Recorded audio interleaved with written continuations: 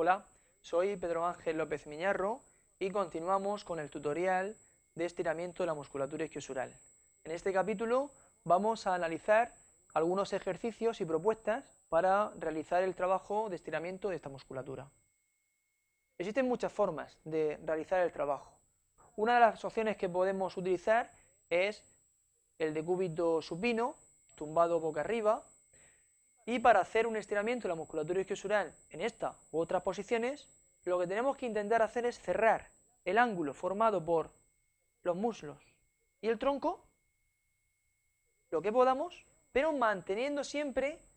la pelvis en una posición más o menos neutral y el raquis alineado. La ventaja de esta posición es que resulta muy fácil hacerlo, porque el apoyo que tenemos en el suelo consigue que la columna esté alineada y por tanto solo tendríamos que jugar con la posición de las piernas, apoyando los pies en la pared y acercándonos más o menos vamos a buscar cuál es el ángulo que nos permite estirar la musculatura, sentir la tirantez pero no dolor, manteniendo las estructuras de la pelvis y columna vertebral en su posición. Por tanto, la persona tiene que autorregularse y buscar su posición en base al nivel de flexibilidad que tenga y con una limitación. En personas que tengan mucha flexibilidad, los glúteos van a llegar a apoyarse en la pared y van a tener las piernas totalmente verticales y no van a sentir tirantez en la musculatura isquiosural. Por tanto, para esas personas esta posición no va a servir, tenemos que buscar otras posiciones. Aquí tenemos otra imagen del mismo ejercicio, en la que tenemos que tener cuidado al adoptar estas posiciones, que la pelvis, que tenemos ahí abajo escondida, no cambie su posición de neutral a retroversión. Es muy común que al hacer esto los isquios se tensan, traccionan de la pelvis, hace una retroversión y toda la zona lumbar queda apoyada sobre la superficie. Hay que intentar mantener el hueco lumbar en una angulación normal, que no se pierda demasiado, y buscar ese cierre del ángulo del tronco y los muslos hasta notar la sensación de tirantez que me interesa para desarrollar la extensibilidad de esa musculatura. Siguiendo decúbito supino, otra opción es hacerlo de forma unilateral, utilizando en este caso las manos como un elemento para traccionar de la pierna. En este caso volvemos a hacer lo mismo, siempre cerrar este ángulo. Aquí se ha cerrado más porque la rodilla está en flexión y se ha flexionado para permitir que las manos del ejecutante lleguen a la zona poplitea y poder traccionar de la pierna hacia sí. Utilizando una cuerda, utilizando una toalla, pues se podría colocar la rodilla estirada y conseguir adoptar una posición parecida que estire la musculatura isquiosural. No se cerraría tanto este ángulo,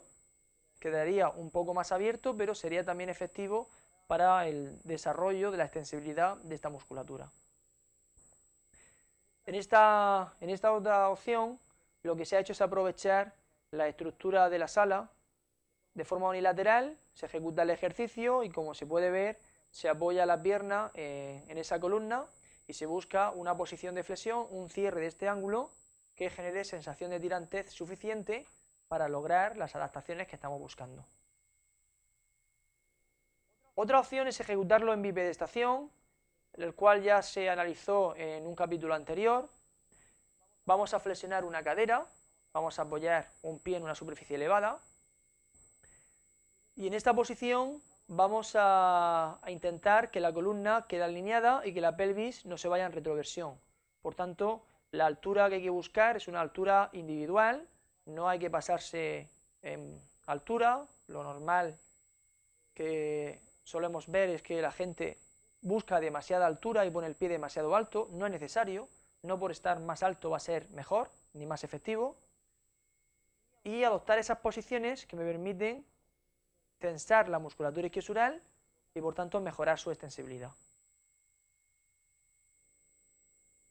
Al hacerlo de pie tengo una serie de cuestiones que me solucionan algunos problemas que me voy a encontrar cuando yo me siento. Yo al sentarme, lo que hago es cerrar este ángulo ya de partida más o menos a 90 grados. Si yo no tengo una buena flexibilidad, lo que va a pasar es que la pelvis y la columna vertebral van a adoptar una posición que no es la más adecuada. Si vemos al ejecutante, observamos cómo su columna, si bien no está muy flexionada, está algo flexionada, pero la pelvis está caída hacia atrás. Y eso es porque sus isquios no son muy flexibles. Entonces, en esta posición va a ser difícil que él pueda ejecutar un ejercicio de forma correcta, una técnica correcta. Por tanto, esta persona yo no le haría estirar en esa posición de sentado, sino que estiraría en otras posiciones, o bien, como veremos más adelante, sentado utilizando alguna superficie, como una silla, en la que tenga la zona de la pelvis más alta que la zona del apoyo de los pies, que es precisamente esta opción que presentamos ahora. Aquí, con una superficie más elevada, yo puedo cerrar este ángulo de una forma más apropiada sin que la posición de la columna sea incorrecta, aunque este sujeto lo que vemos es que el control que tiene de columna no es el más adecuado y su posición de columna podría estar más alineada. Aquí lo está intentando, se ha colocado la pelvis en una posición más adecuada, pero sin embargo no termina de colocarla de la forma más oportuna para hacer el ejercicio y la columna no termina de estar alineada. Estas son cuestiones que dependen de la musculatura isquiosural, pero que también dependen de la capacidad de dominar la columna, de concienciación de esa columna. Otra persona con ese nivel de concienciación, con ese dominio, la vemos hacer el mismo ejercicio con su columna alineada, su pelvis bien colocada, y por tanto tenemos un ejercicio que es efectivo y un ejercicio que es seguro, cumpliendo los dos criterios que nos interesan: seguridad y efectividad. Otra opción de hacerlo sentado, en este caso con superficie elevada, bilateral, las dos piernas, pero esa búsqueda de distancia le lleva a perder la linealidad de la columna. Sin embargo, en este otro sujeto, esa búsqueda de distancia que se le ha pedido que la haga con columna lo más alineada posible, le lleva a una sensación de tirantez con una posición mucho más segura, mucho más apropiada de la columna, y por tanto donde las cargas compresivas de cizalla y la presión intradiscal son mucho menores. En este otro caso, la persona se ha colocado de pie en un dedo suelo, se le ha pedido que mantenga las rodillas estiradas y que busque una sensación de tirantez intentando mantener el raquis lo más alineado posible. Lo consigue solo a medias. No flexiona del todo, pero no consigue tener el raquis todo lo alineado que debería tenerlo. En este otro caso, sí que observamos una mucha mejor linealidad de la columna, aunque en el análisis de la linealidad en estas posiciones hemos de tener en cuenta que la curvatura lumbar nunca va a tener la lordosis fisiológica que tenía de pie, porque el hecho de realizar esta flexión va a reducir el ángulo que tenía la lordosis lumbar. En este otro estiramiento en bipedestación unilateral, observamos al sujeto intentando colocar la columna en una posición apropiada. No está